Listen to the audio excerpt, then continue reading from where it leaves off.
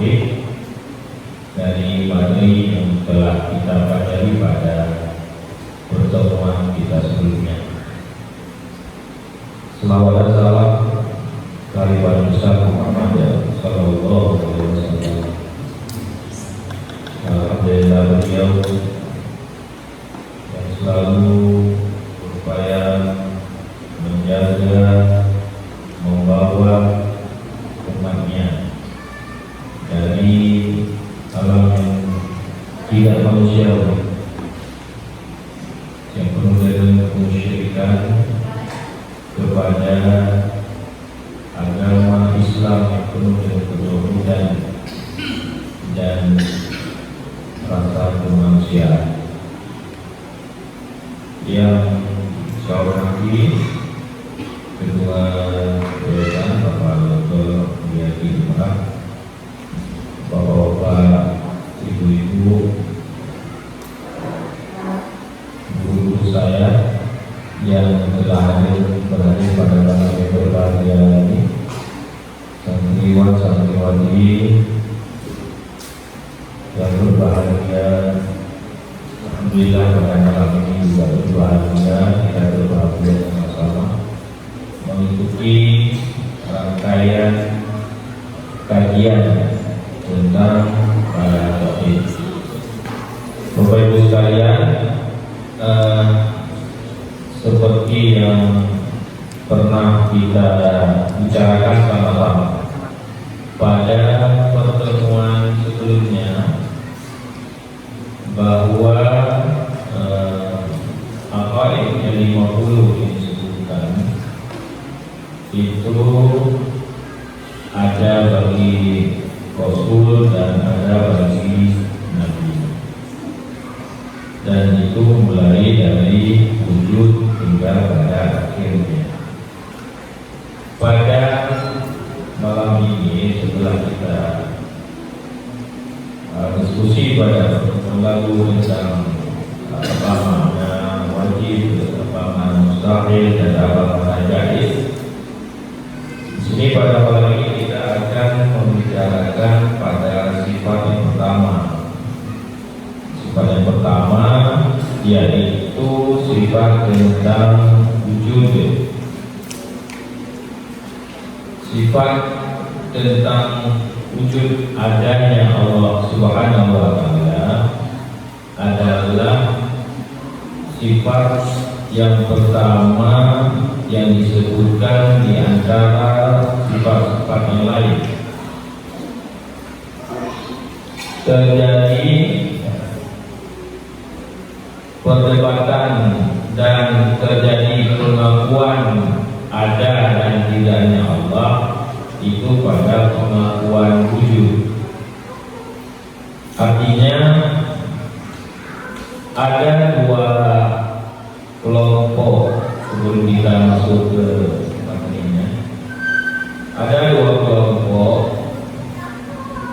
Yang satu disebut dengan kelompok positivistik sekularis. Yang kedua disebut dengan kelompok spiritualis ateis. Jadi kalau kelompok positivistik sekularis ini, mereka sama sekali tidak percaya, bahkan mereka tidak ada. Yang ada bagi mereka adalah sesuatu yang dapat diterima oleh akal, sesuatu yang dapat diukur. Kalau sesuatu yang tidak diterima oleh akal, tidak bisa dibuktikan adanya secara nyata, maka menurut mereka itu tidak ada. Yang kedua, spiritualis ateis. Mereka itu mengakui ada Tuhan, tapi mereka menyebutnya masa Tuhan itu sudah habis. Bagi mereka ini menganggap bahwa segala sesuatu yang terjadi di dunia ini adalah hasil dari upaya manusia. Jadi dalam bahasanya mereka menyebut kalau Allah itu hanya menciptakan, kemudian manusia melanjutkan, menyempurnakan dari yang telah diciptakan. Kelompok yang pertama, positivistik, apakah mereka maju dengan pemikirannya?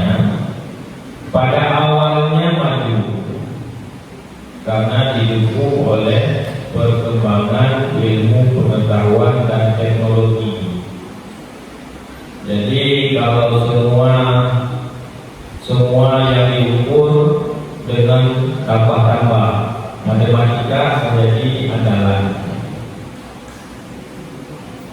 Kemudian ketika mereka berbicara tentang semua yang diukur, terjadi hal yang tidak bisa diukur pada diri mereka, mereka tidak bisa membuktikannya.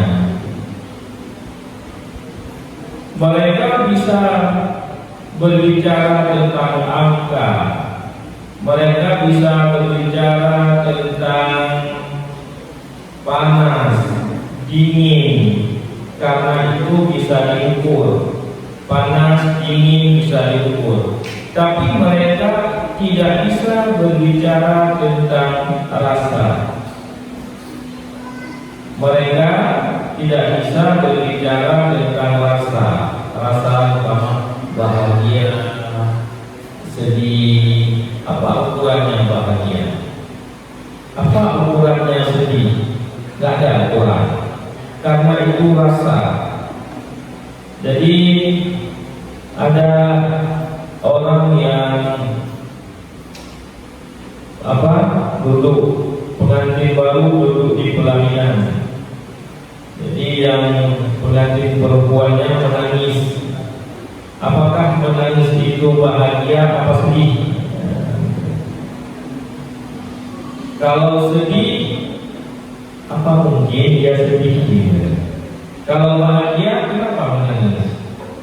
Jadi bahagia itu tidak ada ukuran, sehingga disitulah awal dari pemikiran orang yang tidak percaya kepada Tuhan itu sudah mulai mau percaya, sudah mulai mau mengaku bahwa ada sesuatu yang tidak bisa diukur, tapi tidak bisa kita mengatakan tidak ada.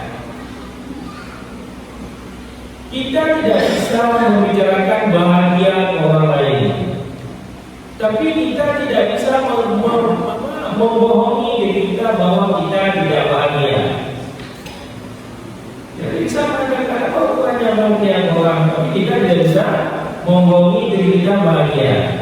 Jadi disitulah awalnya, sehingga mereka timbul kesadaran bagi yang mau sadar, begitu kan? Timbul kesadaran bahwa ada sesuatu yang ada di balik yang nyata. Maka disitulah mulai mereka berbicara tentang yang disebut dengan transrasional, berbicara di atas pikiran mereka, berbicara dengan rasa, berbicara dengan hati mereka. Jadi kalau bicara dengan akal mereka itu tidak dapat, gitu kan? Jadi itulah awalnya. Kalau yang satu lagi itu yang mengakui Tuhan hanya menciptakan, mereka juga terjebak dengan keteraturan alam. Keteraturan alam. Manusia bisa mengelola alam, tapi manusia tidak bisa membuat keteraturan alam. Tidak bisa. Tidak bisa mengatur ini, mengatur rasa. mengelola bisa, apalagi untuk menghabiskan itu bisa. Tapi kalau membuat alam ini teratur itu kan nggak bisa. Kamu sebagai mereka tidak sadar bahwa Allah itu ada awwalu wal akhir. Jadi selamanya tidak ada awal dan tidak berakhir. Allah itu ada.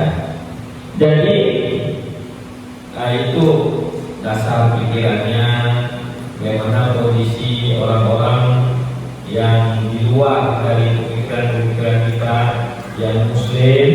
Kita yakin kepada Allah, rupanya ada juga orang yang tidak yakin. Tapi ketidakyakinan mereka itu akhirnya mereka harus yakin gitu. Mereka harus yakin. Makanya percaya kita kepada Allah itu tanpa harus membuka ayat Al-Quran itu kita sadar kita harus percaya gitu. Karena percaya kepada Allah itu bahagian dari fitrah kita manusia. Jadi penjelasan mungkin yang agak lebih detail dari kitab yang kita bicarakan sebelumnya, yaitu kitab Mata Asal Usia. Karena pembahasannya tidak terlalu detail pembahasannya, kata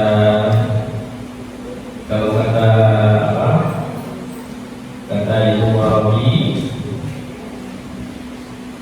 belajar tauhid itu harus tahu walaupun secara global, tidak boleh ikut-ikutan. Ikut-ikutan di mana? Apakah Allah itu ada? Kenapa Allah itu ada? Si A bilang, si B bilang tidak boleh.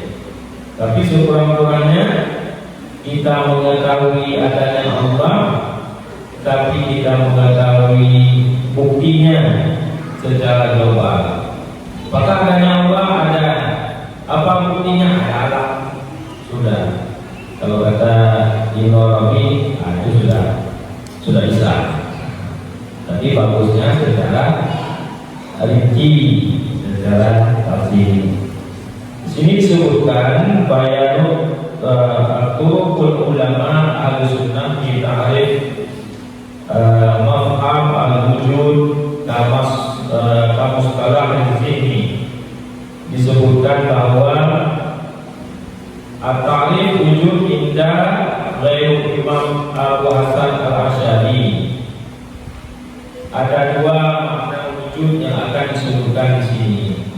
Yang pertama, wujud menurut definisi imam selain Abu Hasan Asy'ari. Siapa imam selain Abu Hasan Asy'ari? Ada yang menyebutnya kayak Mu'tazilah, ada yang menyebutnya kelompok-kelompok yang lain, gitu kan? Ada juga yang menyebutnya bahagian yang sama seperti Maturidi. Jadi disebutkan waqtiyabul makna bil makna wa qala ghairu Imam Asy'ari wa man tabi'ahu al-wujud iya al-hal wajibatul lisan. Disebutkan bahwa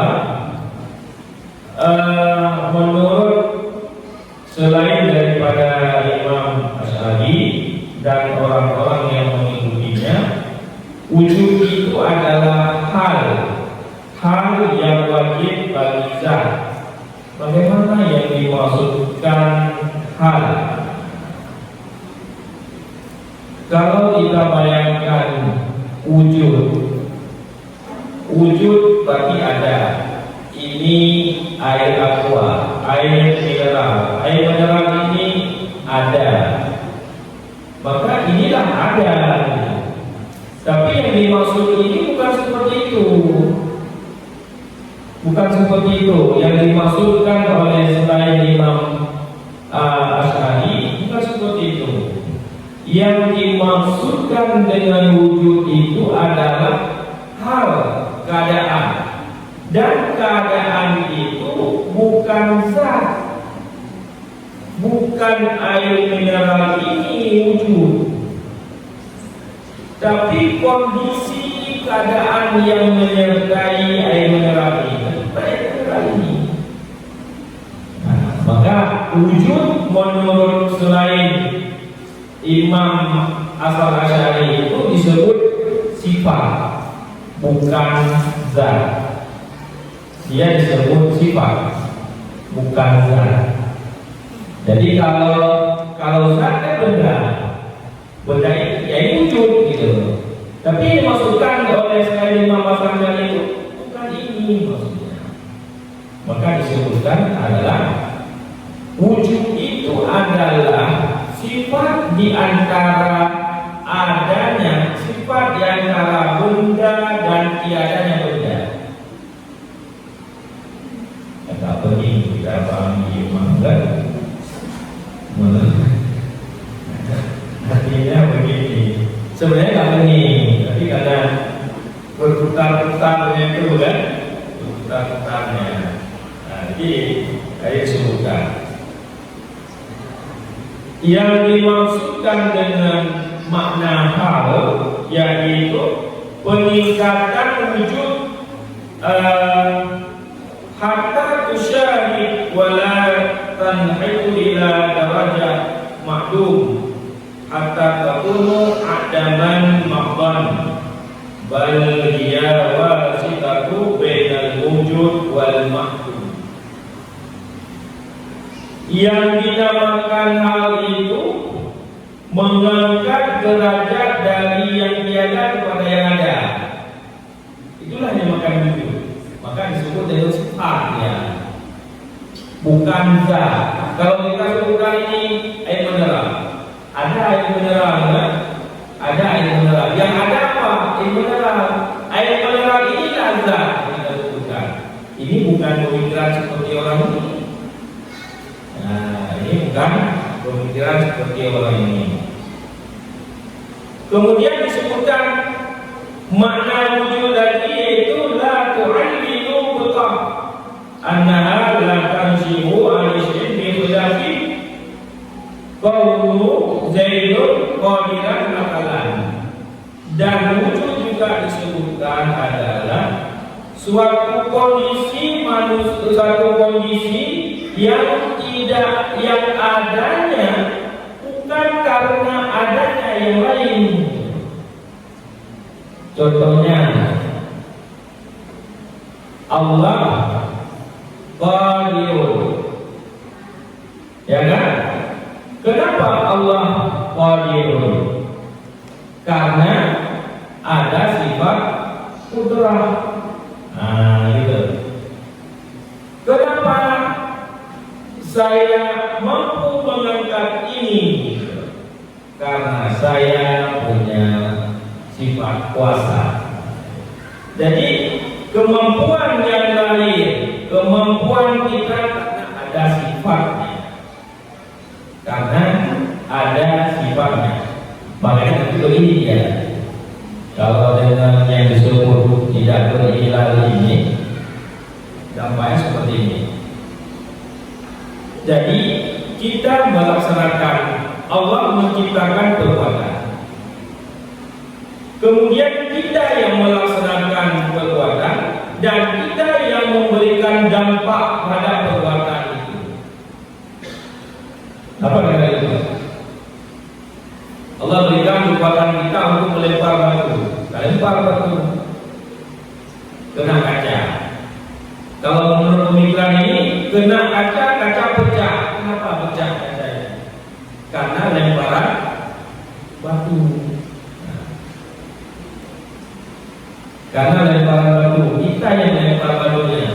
Nanti beda dengan pendapat. Kalau Asy'ari kan itu, Allah memberikan kita kekuatan untuk melempar batu, kemudian kita lempar batu, batu itu kena kaca.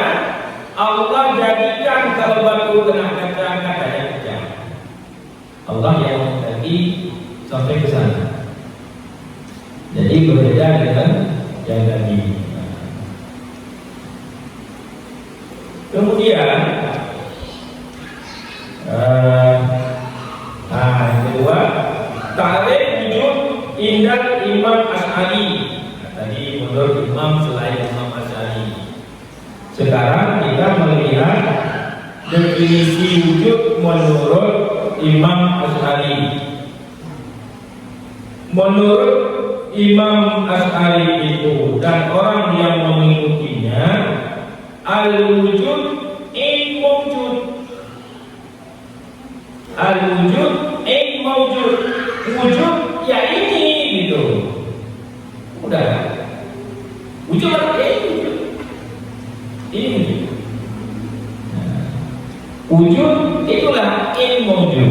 Wujud adalah zat benda itu. Kita mengatakan air mineral. Wujud air mineral. Ya ini. Benda inilah yang wujud gitu. Yang dapat kita lihat, benda ini yang wujudnya. Fa'ala ada wujudillahi ta'ala ainuzat ghairu zaid fil kharij wa wujudul hadis ainuzat wala hada la yadharu ainul wujud sifatan di anna wujud ainuzat wa sifat ghairu zat bilillah ala al-qawli awal in ada sifat dhahir. Jadi yang dimaksudkan oleh Imam Asy'ari bahwa yang dimaksudkan wujud adalah zat bendanya. Kalau pada Allah yang dikatakan wujud adalah zat Allah, bukan sifat Allah. Nah iya, wujud itu ya Allahnya.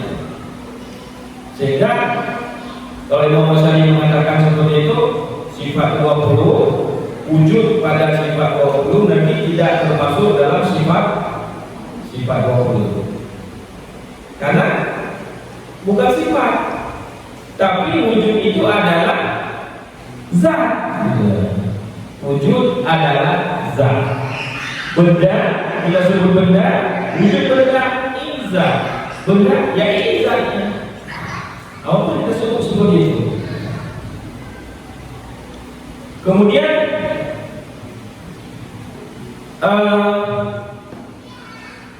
kalau kita pedoman pendapat yang pertama, karena disebut wujud adalah sifat, apakah kita bisa melihat Allah Subhanahu wa taala? Kalau menurut pendapat yang pertama itu kita nggak bisa melihat Allah, walaupun sampai kiamat tidak bisa.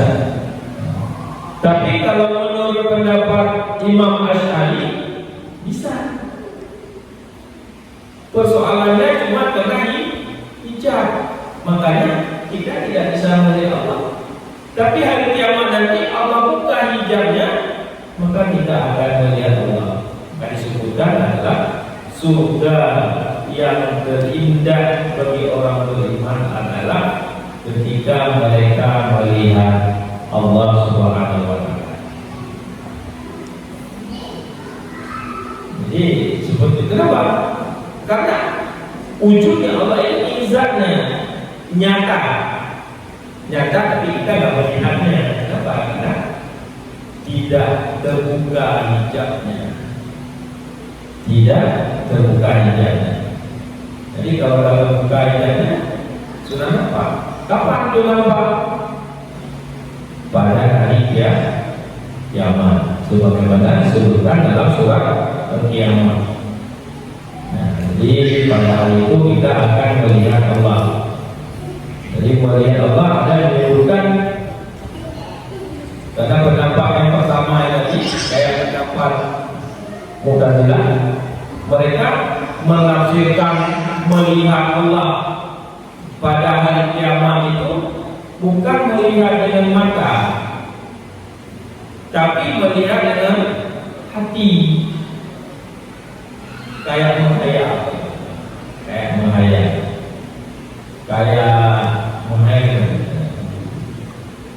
kita bayangkan, kenapa?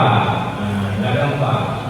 Tapi kalau di kalangan ulama Asy'ari ketika menafsirkan surat Al-Qiyamah bahwa itu memang kita melihat Allah. Kita melihat Allah dengan mata sendiri pada hari kiamat. Tidak sekarang, pada hari kiamat. Insyaallah kita berdoakan kita termasuk di antara kelompok yang seperti itu. Amin. Kemudian walaupun terjadi perbedaan kelompok pertama kelompok kedua, ya tapi keduanya kita mengakui bahwa Allah itu ada. Cuma bagaimana mereka memanakan makna wujud itu. Wadalil bayanul dalil ala wujudillahi ta'ala wa dalil ala wujud Allah Ta'ala yaitu hudusul alam, wujud pada adanya. Dalil adanya Allah adalah baharunya alam. Apa yang dimaksudkan dengan baharu alam? Wujuduhu ba'da adanya. Ada seperti ada setelah tiada. Ada setelah tiada. Maka sesuatu yang ada setelah tiada itu baharu. Baharu alam. Al-alam kudus, alam baharu. Bahwa alam, al-alam maksud Allah. Al-alam maksud Allah. Selain Allah semua alam. Kenapa selain Allah semua alam? Karena semua selain Allah semua baharu. Selain Allah semua baharu. Semua wujud pada adanya setelah tiada, atau ada setelah tiada setelah ada. Buka-buka seperti itu. Makanya aku dulu nafsir dari semua, kan? Wal alam ajram kadzawat wal a'rad al harakat wasukun wal alwan. Jadi yang dimaksud alam al ajram saat dalam biasa alam jirim. Jirim itu ya alamnya semesta,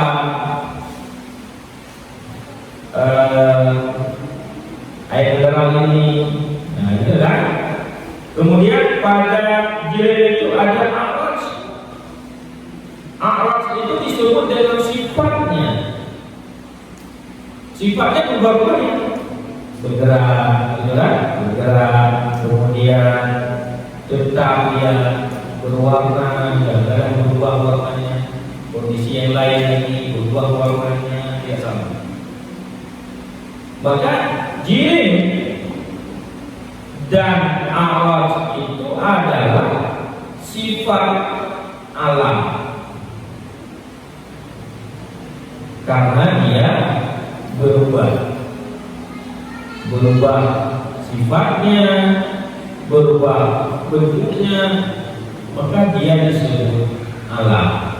Dan alam adalah kudus, alam baharu.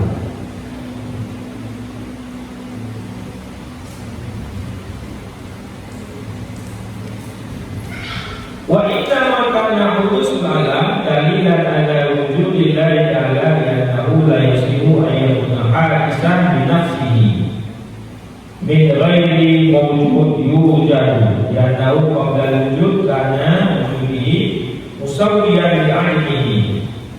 Jadi disebutkan bahwa kudus alam, baharunya alam sebagai sebuah dalil karena dia itu hadisan, karena dia itu baharu, adanya sebelum tiada atau tiada sebelum ada, bersama-sama.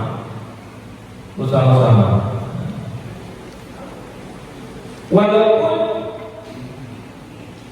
Terkadang ada yang mengungguli disebutkan. Nah itu kan ada yang mengungguli, ada yang lebih mendahului. Mau ada, tiba-tiba dia tidak ada. Mau hidup, udah meninggal. Itu siapa lebih hebat? Hidup apa meninggal? Mau hidup, tapi dia meninggal. Yang lebih hebat siapa? Hidup apa kau meninggal? Meninggal kan? Berarti meninggal lebih bisa mendekat hidup sehingga dia meninggal. Oke, itu bahasanya. Sebelum ada, dia ada. Jadi sebelum dia tidak ada, tapi ada, maka ada itu mengungguli tidak ada. Walaupun sebelum itu dia sama. Tidak ada yang mengungguli. Yang mengungguli, yang mengatakan mengungguli orang hidup, mengungguli yang meninggal karena dia tidak meninggal. Ternyata dia hidup. Apakah hidup lebih baik?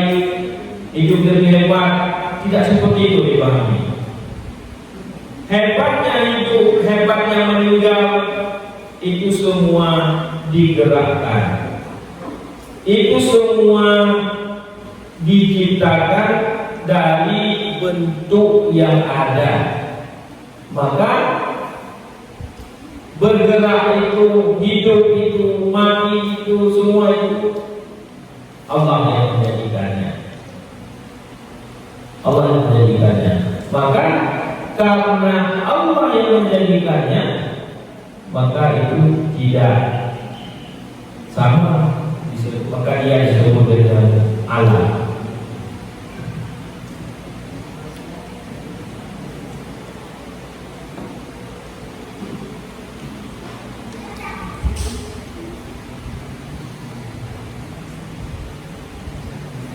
Kemudian disebutkan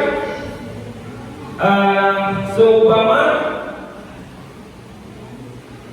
Zaidun qabla wujud yajuzu ayyujidu fi sanatil kata wa yajuzu ayyabqa ala alimihi wa wujud musammin di alimihi falamma wajada wa zawalu alimihi fi zamani wajada fihi alimna annal wujudi bi mawjud la billah min nafsihi.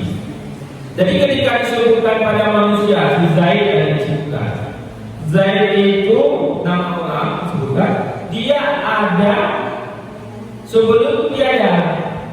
Ada sebelum tiada. Kalau Allah kata seperti itu. Adanya Allah itu ya ada gitu.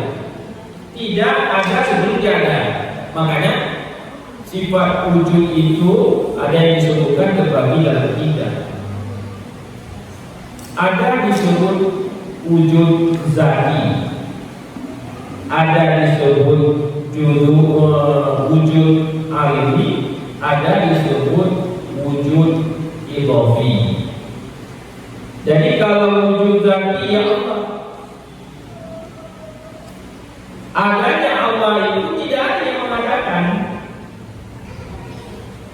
Dan adanya Allah bahan dengan dalil karena isyadidu mutabayyirah min wujudi ila adami. Karena kita melihatnya berubah.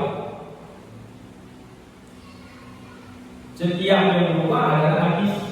Setiap yang berubah adalah bahan. Berubah dia. Kadang bergerak, kadang kiri, kadang kanan, kadang dia tetap. Nah itu berubah.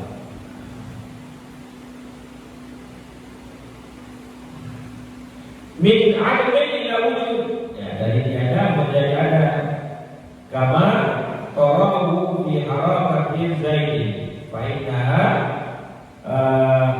ta'adimu in kana sakinan wa sukunuhu yata'adamu in kana mutaharrikan. Ya, sama seperti contohnya ya manusia itu ada dia ketika dia ada samping kita tetap dulu ya ada dia. Ketika dia bergerak pindah ke tempat lain tidak ada dia. Nanti itu dijadikan sebagai untuk menunjukkan dalil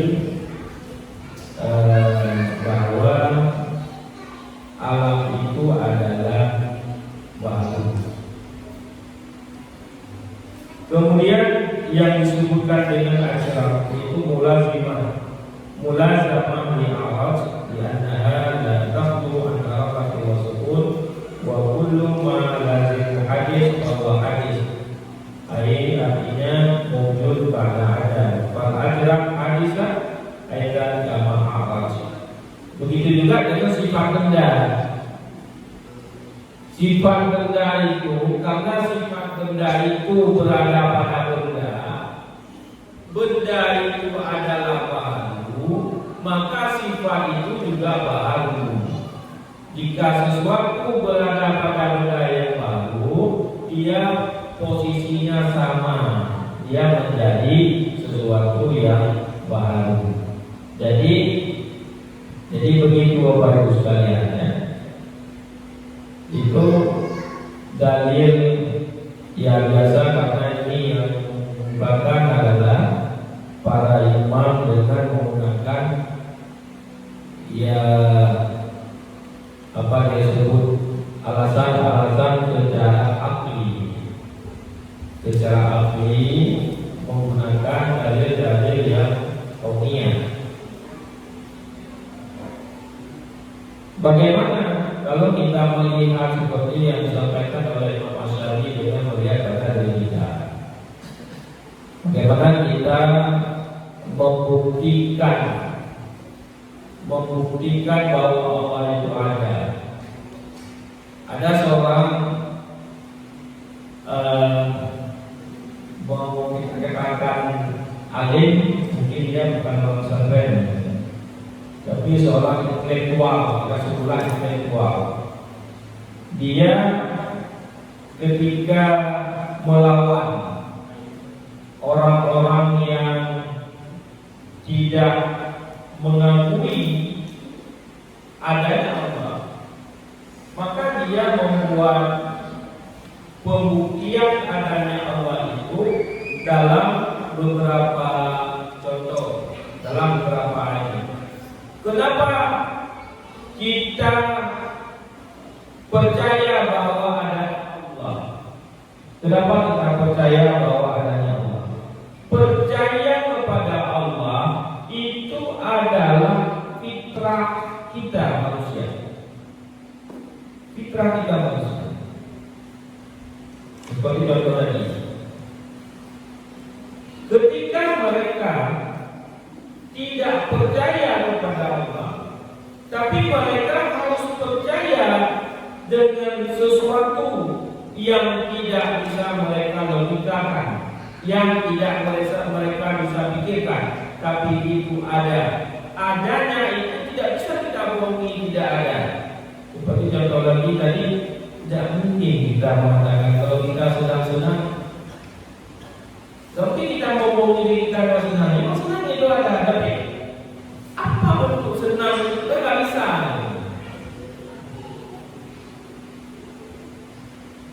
Jadi ceritanya ketika ditanya, kamu kaya? Ya, saya kaya. Bagaimana kamu kaya? Saya cari uang sendiri. Bagaimana kamu cari uang sendiri? Saya bangun pagi-pagi, saya peras keringat, cari uang sendiri, semua saya punya sendiri, sehingga saya mengumpulkan uang sekian. Uang ini adalah hasil jeripayah saya kerja sendiri. Tidak ada campur tangan salah apapun. Itu kan mau dibuktikan bahwa tidak ada kehendak Allah di dalamnya. Baik, ini harta ini kamu punya, dan ini tidak ada kamu tidak ada campur tangan siapapun. Apakah kamu tidak yakin ada campur tangan Allah dalamnya? Tidak ada campur tangan Allah dalamnya. Kenapa? Apa buktinya bahwa Allah campur tangan dalamnya? Apakah ada Allah itu tiap pagi memberikan uang di bawah tempat tidur saya sekian, kemudian dimasukkan uang ke kantong baju saya sekian, atau besok dikasih roti ke saya, dikasih binatang ternak ke saya? Enggak ya? Berarti karena sesuatu nggak ada itu kamu tidak percaya. Jadi kamu menggunakan uang ini kamu senang kan? Oh senang kali gitu, senang ya, senang. Uang banyak bisa dipakai apa-apa, senang. Mana ada senang? Mana ada senang? Senang katanya. Mana ada percaya senang? Kita senang, mana senang kamu? Ketawa, itu ketawa bukan senang, senangnya mana senang? Akhirnya orang itu nggak bisa menunjukkan senangnya, karena senang itu nggak bisa diberikan. Disitulah kemudian dia mulai berpikir tentang bahwa ada sesuatu yang tidak kita dapatkan. Itu karena fitrah kita manusia ini. Karena fitrah kita manusia. Mau kita mau sholat, mau nggak sholat, mau apapun, tapi kita semua tetap percaya Tuhan itu ada. Itu fitrah. Itu fitrah manusia. Jadi kalau fitrah manusia itu, kenapa ada kesabaran fitrah? Karena Allah menjadikan manusia itu berdasarkan fitrahnya. Makanya ketika ada anak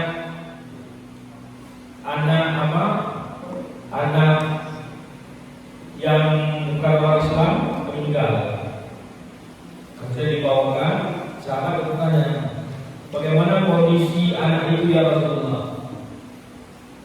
Kemudian Rasulullah menjawab, ma min mauludin yuladu ala fitrah.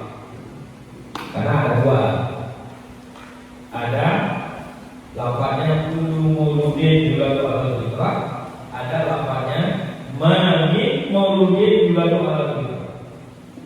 Jadi ketika disebutkan ma min mauludin yuladu ala fitrah, anak sebelum batas usia itu masih sama, masih dalam fitrah. Kemudian bukti yang kedua apa yang kita lihat pada yang lain, hukum kausalitas, sebab akibat. Hukum sebab akibat itu seperti cerita tadi, adanya Allah, ada yang menciptakan Allah, adanya ini, ada sebabnya ini, semua seperti itu. Ya, semua sebab seperti itu. Sehingga tidak bisa kita mengatakan bahwa Allah itu tidak ada. Allah itu tidak ada. Karena semua yang ada sumbernya. Semua yang ada sumbernya. Kemudian yang ketiga alasan yang disebut adalah alasan keteraturan alam. Keteraturan alam, kita melihat bagaimana alam itu berjalan dalam sunnah-sunnah. Alam itu berjalan dalam keteraturannya. Dalam Al-Quran disebutkan juga alam berjalan dalam keteraturannya. Mungkin bayangkan kalau alam itu tidak teratur, Bapak sekalian. Antara rumput dengan pohon kelapa itu berlomba-lomba tinggi. Maka kita nggak bisa mengambil, nggak bisa berjalan kan? Kalau rumput dan pohon kelapa itu berlomba-lomba tinggi. Tapi itulah keteraturan alam. Alam rumput dalam batasnya, kemudian pohon kelapa dalam bentuknya, manusia dalam kondisinya. Ketika kita keluar dari keteraturan sunnatullah itu hancur. Burung tidak mau terbang, burung ngambek tidak mau terbang, mau berenang menyelam. Itu keteraturan Allah. Kan?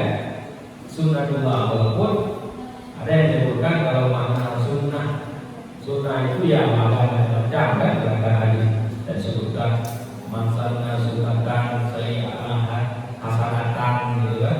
Barang siapa yang melaksanakan sebuah kebiasaan yang baik kemudian diikuti oleh orang lain, maka dia mendapatkan pahala sama seperti pahala orang yang mengerjakannya tanpa mengurangi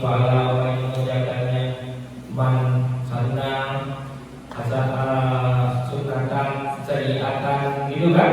Barang siapa yang melaksanakan keburukan, kemudian keburukannya itu diikuti oleh orang lain, kemudian pahala dosa orang lain itu diberikan kepadanya tanpa mengulangi dosa orang yang melaksanakan kejahatan itu. Jadi begitu Bapak Ibu sekalian, ya sedikit diskusi atau ya berbincang-bincang kita tentang adanya Allah. Terlepas dari adanya Al-Quran, kalaupun kita sebagai manusia yang hidup di tengah hutan tanpa melihat Al-Quran, tanpa melihat apapun, kita juga percaya kepada Tuhan. Masyarakat primitif mereka dengan Tuhan, tapi karena tidak ada ajaran yang turun ke mereka, sehingga mereka tidak tahu bagaimana mengimani Tuhan. Apakah ada orang yang mengisi mereka tentang Tuhan? Tidak ada. Tapi mereka yakin bahwa Tuhan itu ada. Nanti kalau baru datang dakwah, ya kan? Dakwah dibimbing, baru mereka terima adanya. Baik Bapak Ibu sekalian, mungkin ada yang perlu ditanyakan, saya persilakan.